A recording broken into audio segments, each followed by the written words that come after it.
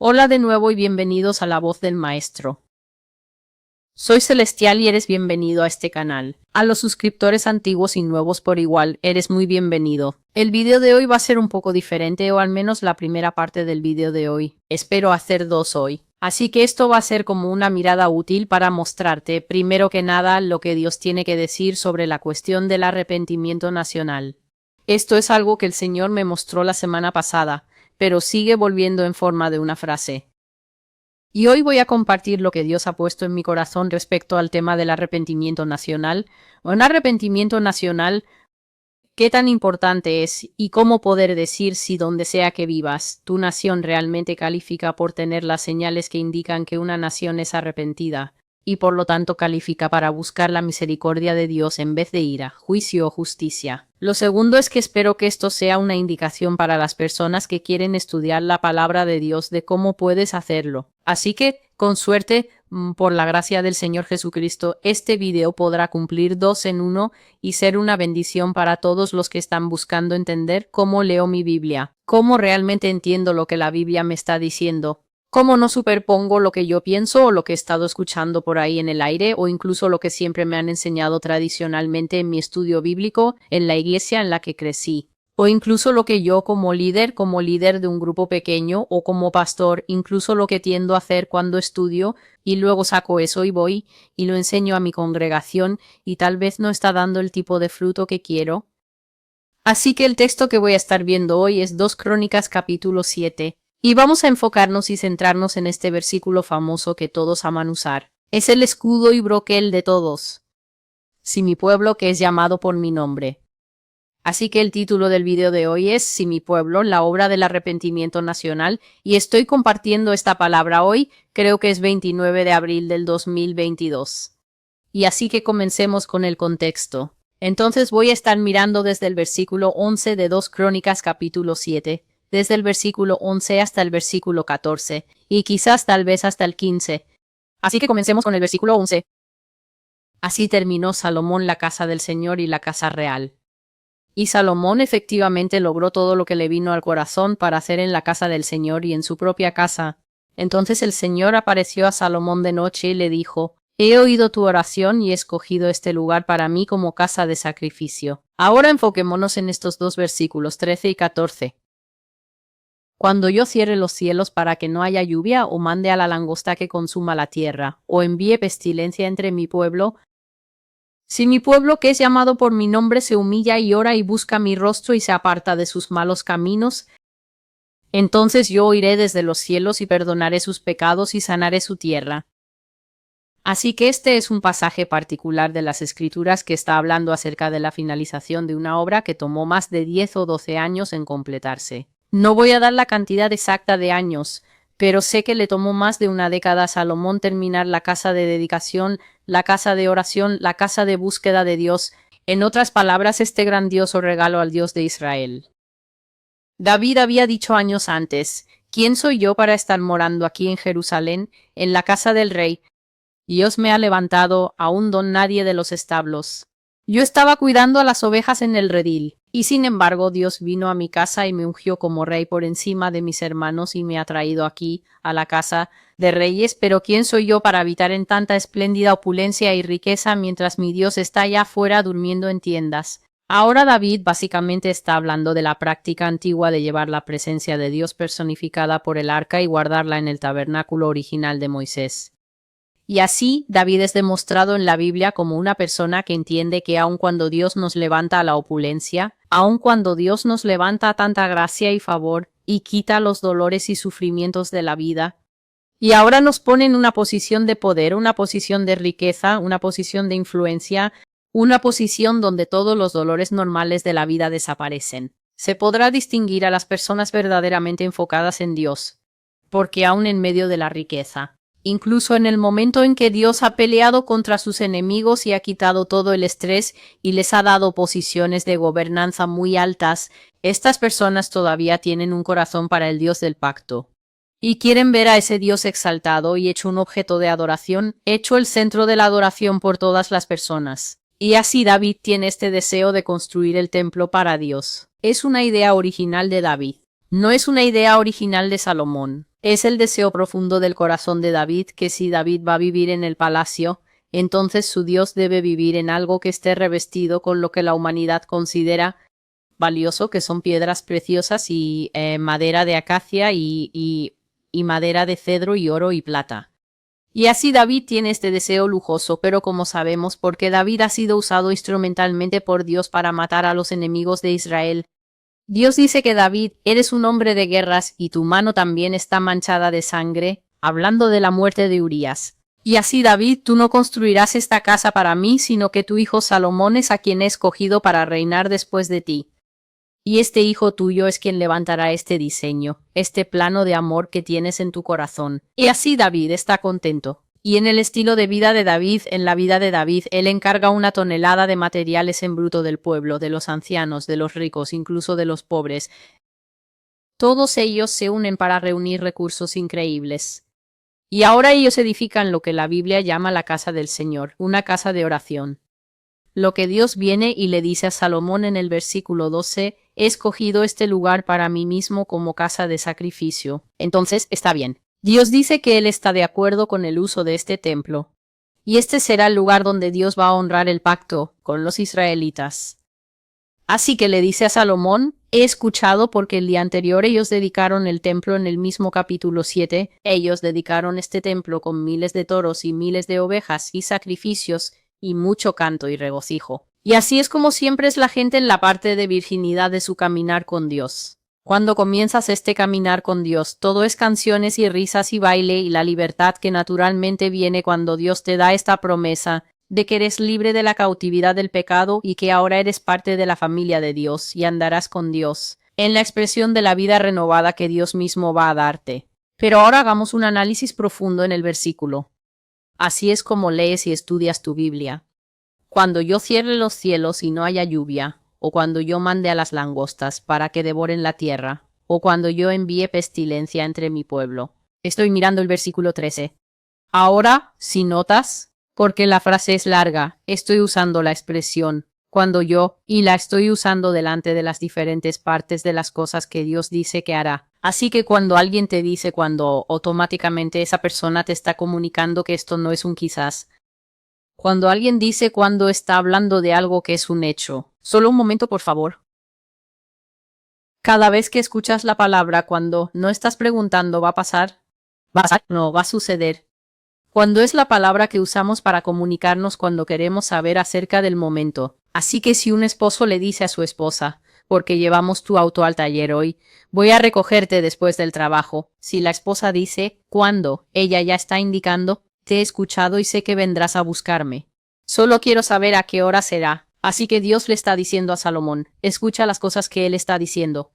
Él no dice, cuando yo aparezca y comience a derramar arcoíris y chispitas sobre Israel, o cuando yo aparezca y comience a ordenar cosechas abundantes sobre la tierra, o cuando yo aparezca y comience a sanarte y bendecirte a ti y a tus hijos. Eso no es lo que él dice. Él dice justo después de que dice, he escuchado tu oración. Dios entonces entra en esta declaración curiosa cuando dice, cuando yo cierre el cielo y deje de llover sobre la tierra, lo que significa que tu agricultura va a sufrir, marchitarse y morir. Cuando yo mande langostas a venir y devorar la tierra. Israel sabía que la presencia de langostas es una maldición porque desde el libro de Éxodo, ellos vieron aparecer langostas por mandato de Dios y diezmar, destruir y consumir completamente la cosecha de Egipto como parte de la maldición, juicio y castigo de Dios por mantener a su pueblo cautivo y negarse a obedecer a Moisés cuando él dijo, Dios dice, deja ir a mi pueblo. Así que cuando Dios dice que vendrán langostas, Israel ya sabe que las langostas son una señal de juicio. Las langostas son una señal de maldición, las langostas son una señal de desagrado y enojo de Dios. Y luego Dios dice, cuando yo envíe pestilencia entre ustedes, esto es algo con lo que Israel también está familiarizado. Cuando vean brotes de enfermedades entre ustedes, ellos ya han recibido las leyes levíticas de Moisés, y ya saben que la aparición de brotes de enfermedades en el campamento es una señal del juicio y la ira de Dios entre ellos. También saben que la pestilencia es un juicio porque vieron pestilencia en Egipto, que los egipcios estaban cubiertos de llagas y úlceras, y sin embargo los israelitas no tenían ninguna. Así que Dios empieza escuchando a Salomón de inmediato y le dice, ¿Cuándo? Es decir, Salomón. He escuchado tu oración y acepto tu invitación para que este templo sea una casa donde será adorado por ti y el pueblo. Y luego Dios simplemente continúa e inmediatamente dice básicamente, sin embargo, solo es cuestión de tiempo antes de que yo cierre los cielos y no haya lluvia. Solo es cuestión de tiempo antes de que envíe langostas para devorar la nación. Solo es cuestión de tiempo antes de que envíe pestilencia entre vosotros. Ahora tal vez te estés preguntando por qué Dios estaría empezando la conversación de esta manera. Dios básicamente le está diciendo a Salomón, solo es cuestión de tiempo antes de que el regocijo alegre de ayer, donde todos ustedes decían, el Señor es Dios, y sus obras son buenas. Sus obras son maravillosas, y nosotros, su pueblo, obedeceremos y andaremos en ellas. El Señor es uno. Dios está diciendo que yo los conozco, pueblo. He estado con ustedes por siempre y conozco sus caminos.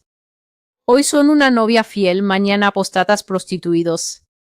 Y por lo tanto les digo que al comenzar este pacto, sé que es solo cuestión de tiempo antes de que mi ira y mi juicio vengan sobre ustedes, cuando una vez más se aparten y se alejen de mi palabra. Y aún así, ¿es esto todo lo que Dios le dice a Salomón? No, después de que habla de no dar lluvia y de langostas y de enviar pestilencia, dice que hay una salida.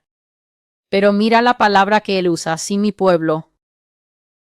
Sí mi pueblo.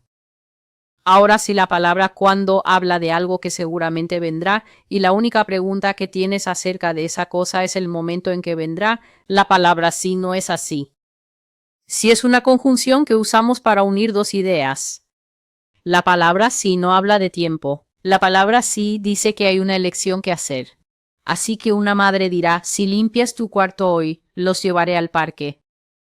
A un adolescente, tal vez al final de la preparatoria o quizá en medio, un padre podría decir, si mantienes buenas calificaciones de forma constante por 2 semestres en tu último año, te compraremos un auto. La palabra sí le está diciendo a quien escucha, tienes una elección que hacer entre una idea aquí y otra idea, y es tu elección unirlas o no. Si sacas buenas calificaciones, serás recompensado con un auto.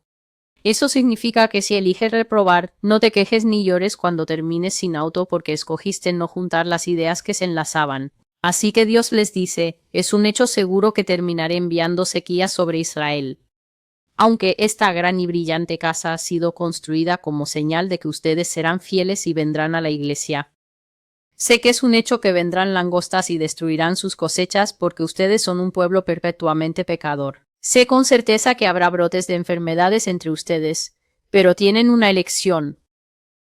Si mi pueblo que es llamado por mi nombre se humilla y ora y busca mi rostro y se vuelve de sus malos caminos, entonces yo oiré desde el cielo y perdonaré su pecado y sanaré su tierra. Así que Dios le deja saber a Salomón, el líder, llamémoslo la administración gobernante. Dios le da a conocer que ciertas cosas seguramente sucederán. La única cosa que va a determinar el primer grupo de cosas, plaga, pestilencia, langostas, sequía, es cuando ustedes comiencen a pecar. Podría ser durante tu vida, Salomón. Podría ser durante la vida de tu hijo que viene después de ti. Roboam podría ser unas pocas generaciones más adelante, pero yo, Dios, sé con certeza que va a pasar. Sin embargo, porque esta parte ya está determinada debido a tu naturaleza pecaminosa, la parte que puedes controlar es cuando sucede. Si se humillan, si oran, si buscan mi rostro, y si se apartan de sus malos caminos, podrán mitigar y quitar las cosas que están sucediendo. Así que veamos entonces si mi pueblo, así que Dios está diciendo aquí que sí tengo un pueblo. En este mundo moderno, sabemos y entendemos que no todos son hijos de Dios. Esta es la elección de las personas porque ellas deciden creer que no hay Dios. Quizás algunas personas no han tenido la Biblia predicada de una manera que puedan entender y comprender, y sin embargo Dios dice que el sonido de su nombre irá por toda la tierra. Así que eso significa que Dios dice que Él se asegurará de que el Evangelio sea predicado a toda criatura para que ninguna persona pueda morir y presentarse ante Dios y decir, bueno Dios, para decirte la verdad tengo una salida porque nunca escuché las Escrituras. Nunca tuve realmente la oportunidad de mirar las estrellas o el sol, porque Dios dice en Romanos capítulo 1, que todo lo necesario para conocerlo como Dios ya ha sido revelado a través de la creación.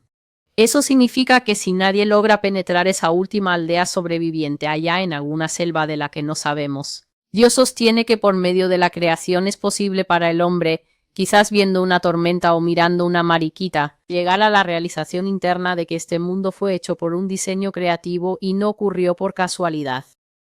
Dios dice que si Él tiene un pueblo, eso significa automáticamente que estamos viendo a un grupo de personas que están separadas de todas las personas. Si estos son todas las personas, Dios está diciendo que todas las personas no son mi pueblo. Yo tengo un pueblo. Pero el pueblo de Dios, aquellos que hoy afirman a Dios, están viviendo como el pueblo de Dios. ¿Es realmente cristiano todo aquel que marca cristianismo en la encuesta? ¿De verdad todos creen que todas las palabras en este libro son palabras verdaderas? Hoy en día tenemos cristianos que están apoyando ideas y formas que vienen del mundo, y piensan que es posible para ellos afirmar que Dios es su Padre mientras apoyan ideas e ideales que vienen de Satanás, quien, como hemos estado cubriendo en este canal, es otro padre que tiene otro grupo de personas a quienes llama mi pueblo. Así que Satanás también existe, es real, tiene activamente una familia, y llama a esas personas mi pueblo. Así que si Satanás tiene un pueblo y ellos siguen ciertas ideologías, reglas, creencias, y puedes identificarlos por sus acciones, es posible que alguien esté de acuerdo con ideas en el campamento de Satanás, y luego afirmar que está dentro del campamento de Dios. Es posible acampar en el campamento de Satanás y luego afirmar que te estás vinculando a la primera parte del requisito del versículo 14. Si mi pueblo, te digo que no es así.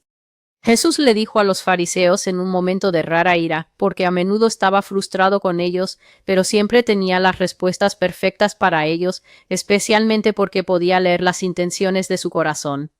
Él les dijo, ustedes son de su padre, el diablo, y por eso no entienden estas palabras tan simples que les estoy hablando. Jesús estaba, básicamente también en cierto sentido, dejando saber a estas personas que cualquiera que básicamente me pertenezca a mí como el buen pastor oirá mi voz y me entenderá. Pero sus corazones, aunque ustedes son los llamados religiosos y ecuménicos, lo cual significa comunidad de la iglesia de la época, aunque son los líderes y son los padres de la iglesia, sus corazones están llenos de diferentes doctrinas. Sus corazones en realidad son porteros de los mandatos de Satanás y la agenda de Satanás y los caminos de Satanás y las ideas de Satanás. Y por eso cuando yo vengo hablando los mandatos de Dios, los caminos de Dios y las ideas de Dios, no pueden entenderme porque estamos hablando completamente en desacuerdo. No compartimos el mismo entendimiento. Y así, esta es la primera parte del versículo. Como nación y como pueblo, al examinar el ambiente que les rodea, siempre digo esto. Salgan por su ciudad y escuchen lo que la gente dice cuando están comprando su café o cuando están haciendo fila para renovar su licencia de conducir, cuando llevan su auto al taller. Miren lo que hay en la televisión en su país y observen las ideas predominantes que la gente tiene sobre las grandes preguntas de hoy. ¿Qué es la vida? ¿Quién puede quitar la vida? ¿Quién puede crear la vida? ¿Qué es un hombre? ¿Qué es una mujer? Para América. América está en el proceso de poner en el poder a personas que no pueden definir en una simple oración qué es un hombre y qué es una mujer. La verdad del asunto es que sí saben lo que es un hombre y lo que es una mujer, pero la agenda dominante, que no es la agenda de Dios, les impide usar sus labios para responder una pregunta simple, porque responder claramente a la pregunta podría costarles la posición de poder que están buscando. Y así, al menos para Estados Unidos, es muy claro para los estadounidenses, si somos honestos, saber si somos o no una nación de su pueblo. Esa es la primera parte. La segunda parte es esta. Si estamos identificando para Dios a un pueblo, eso significa que deberían haber ciertas características que deberían hacer fácil señalar al pueblo de Dios. Una de ellas que Dios dice es, mi pueblo se humillará. Mi pueblo podrá recibir corrección. Mi pueblo podrá ejercer disciplina. Mi pueblo no será un pueblo orgulloso. Si mi pueblo cae en error y luego empieza a oír una voz que dice apártate de la falsedad, deja de amar las mentiras, deja de propagar mentiras, deja de ser mentiroso tú mismo, bájate en tu propia estima. No seas altivo y no guardes ideas en tu corazón de que quizá eres la nación número uno y que todos los demás deben inclinarse y tú debes tener todo. Y que además también debes tener lo que cualquier otro tiene. Así que la humildad a escala nacional significa la capacidad de trabajar bien con otros. A escala nacional significa la capacidad de poder ser partidista en la arena internacional. Y no hacer que las personas tal vez tengan la idea de que eres un abusador, que eres un belicista, que eres alguien que no puede cumplir su palabra y otras cosas así. El siguiente paso es que Dios dice, mi pueblo orará. Muchas personas que están en el campamento del Señor no tienen idea de lo que es la oración. Piensan que tal vez la oración es solo un tiempo para sentarse delante del Señor y esperar señales visibles y tangibles. Piensan que la oración es solo una lista apresurada de decirle a Dios lo que necesitas y luego decir no te olvides de hacerlo pronto porque el casero viene el próximo jueves. Pero la oración es un tiempo donde el cristiano es invitado, antes que nada, a adorar a Dios, a exaltar su nombre, a extender hacia Dios todo el amor, toda la adoración sincera, todo el verdadero deseo ardiente y apasionado que se nos dice que los verdaderos creyentes tienen por Jesús. Así que no se nos dice, ama a tu pastor más que a Jesús. Ama estar en el coro más que a Jesús. Ama tu posición en la iglesia más que a Jesús. Jesucristo lo es todo, y la oración es la fuente de vida de la relación con Él. Así que si un cristiano ni siquiera tiene una vida de oración, esa es una buena señal para ese cristiano de que tal vez estás fallando bajo la lista de mi pueblo. De igual manera, escalando esto a un nivel nacional, si miras a tu alrededor y puedes ver que no vives en una nación que ora, será bastante difícil para ti convencerte de que tu nación cae bajo mi pueblo, como espera el versículo 14. Lo siguiente es buscar mi rostro, lo cual es prácticamente una extensión de la oración, pero es un poco más profundo porque buscar su rostro habla de dos cosas. La primera de las cosas que significa es intimidad. Así que buscar el rostro de Dios significa que después de ir a la iglesia, después de ir al estudio bíblico, después de salir de ese grupo de oración por Zoom en línea, no termina ahí, vas más profundo. Significa que apartas tiempo para profundizar tu relación con Dios aparte de cualquier otra cosa. Significa que no dependes del pastor Bob ni de la hermana Hendrix para que sean la única fuente de verdad que tienes en tu vida. También significa que no esperas que YouTube reemplace un tiempo personal apartado para tratar de recibir todo lo que puedas de Dios cada día. Significa que si sabes que tu día comienza a las 6 de la mañana, sabes que hay una responsabilidad para ti de despertarte más temprano para apartar tiempo con Dios. Muchas personas, por ejemplo, si tienen trabajos tempranos, piensan que el tiempo que pasan manejando al trabajo y escuchando un cassette de la Biblia, o el tiempo que pasan en el tren, apretados entre extraños, escuchando la Biblia en audio, es pasar tiempo con Dios. Eso no es buscar el rostro de Dios. Eso es solo tu propio fortalecimiento de tu cristiandad. Pasar tiempo y buscar el rostro de Dios es una dedicación personalizada, un buceo profundo en la palabra de Dios y esperar en Él, y también usar cualquier herramienta en línea que puedas para profundizar tu comprensión de a quién sigues. Hay una escritura en la Biblia donde dice, Moisés conoció los caminos de Dios, pero Israel conoció sus hechos. Esto es básicamente la imagen de la intimidad. Significa que Moisés estaba tan cerca de Dios que Moisés conocía el corazón de Dios, casi de la manera en que un hombre conoce a su esposa. Pero Israel estaba más lejos de Dios. Y así, la única manera en que ellos entendían lo que realmente pasaba por la mente de Dios era si veían caer el maná, entonces sabían que Dios estaba siendo fiel. O si veían la columna de fuego colocarse detrás de ellos para protegerlos de Faraón, entonces sabían, oh, Dios está siendo nuestro protector y Dios está siendo nuestro salvador. O si veían a personas caer muertas en el campamento después del incidente del becerro de oro, entonces sabían, oh, Dios está enojado. Así que, en otras palabras, una persona que no ha buscado el rostro de Dios y no tiene intimidad siempre necesita ver que algo esté sucediendo. Estos son cristianos empujados por la carne que no tienen una relación íntima con Dios. Si no ven que algo sucede, entonces para ellos, Dios no está obrando. Para ellos, Dios no está allí. Estas son las personas que constantemente se preguntan mientras oran, ¿acaso Dios me está escuchando?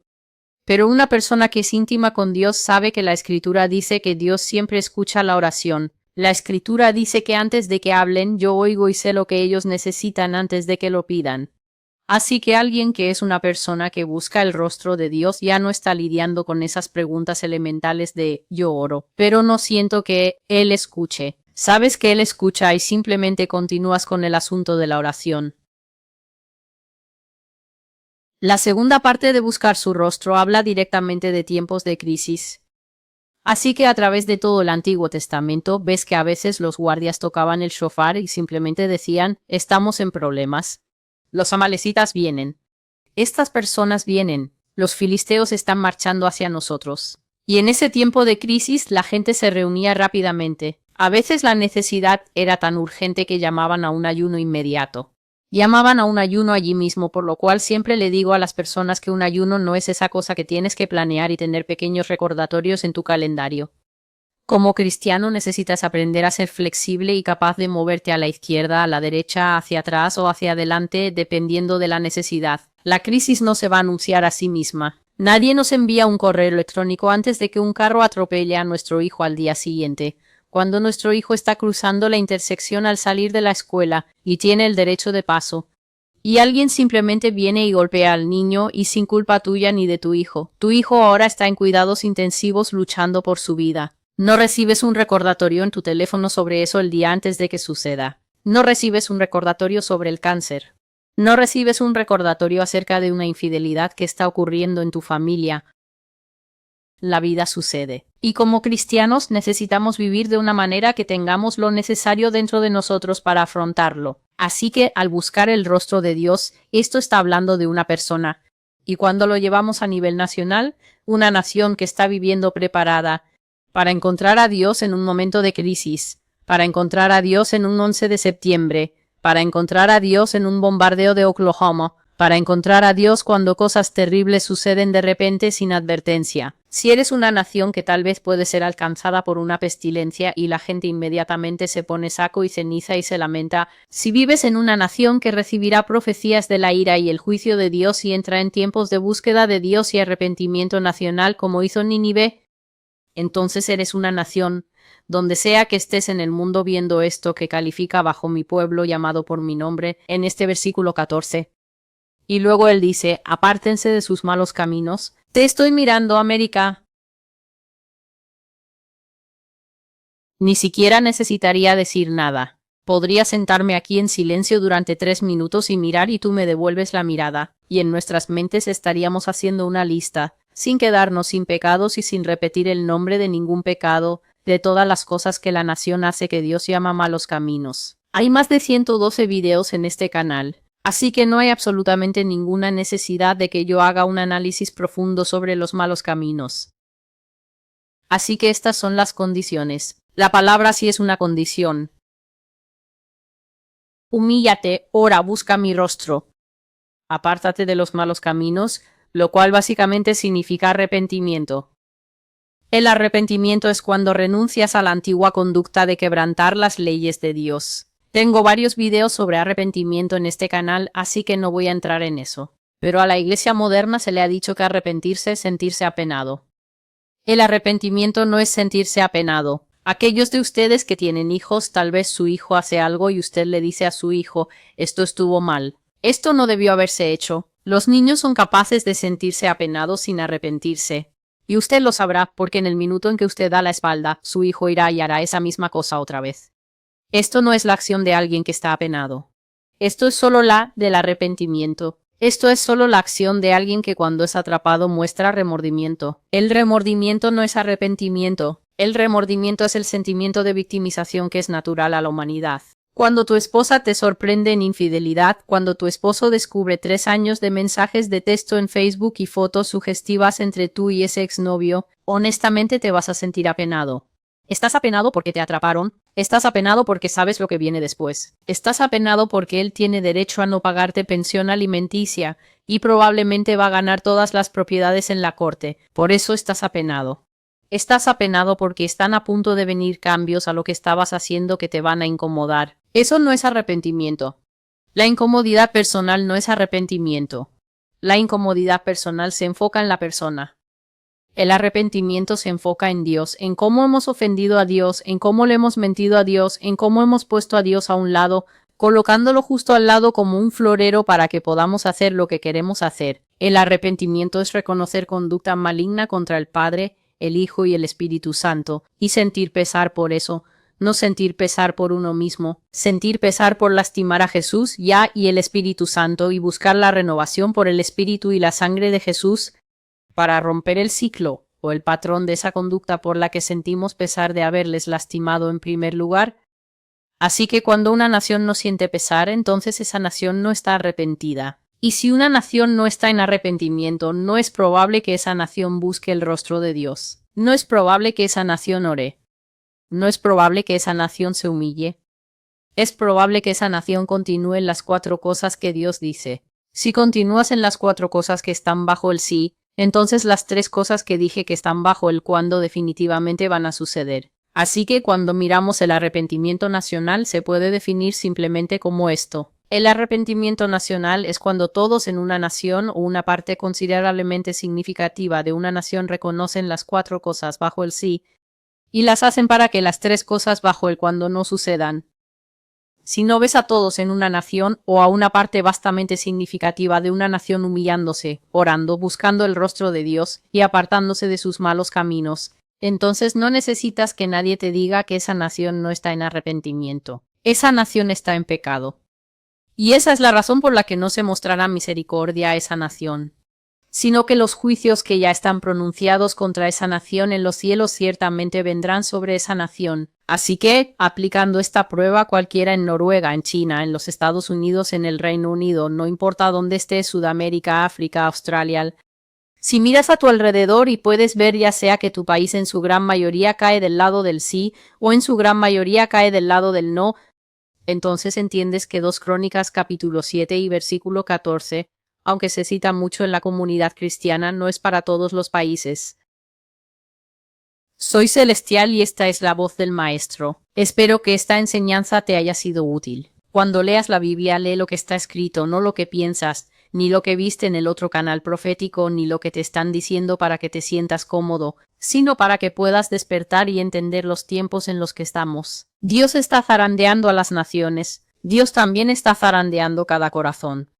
Y así, cuando las naciones están bajo juicio nacional y esas naciones no despiertan y no se dan cuenta que la única manera de apartar el juicio nacional es el arrepentimiento nacional, entonces, si mi pueblo no aplica a esa nación, que el Señor Jesucristo te bendiga, que tus ojos sean abiertos para que puedas entender las cosas que Dios le está diciendo a las iglesias. Y hasta que nos volvamos a ver, adiós.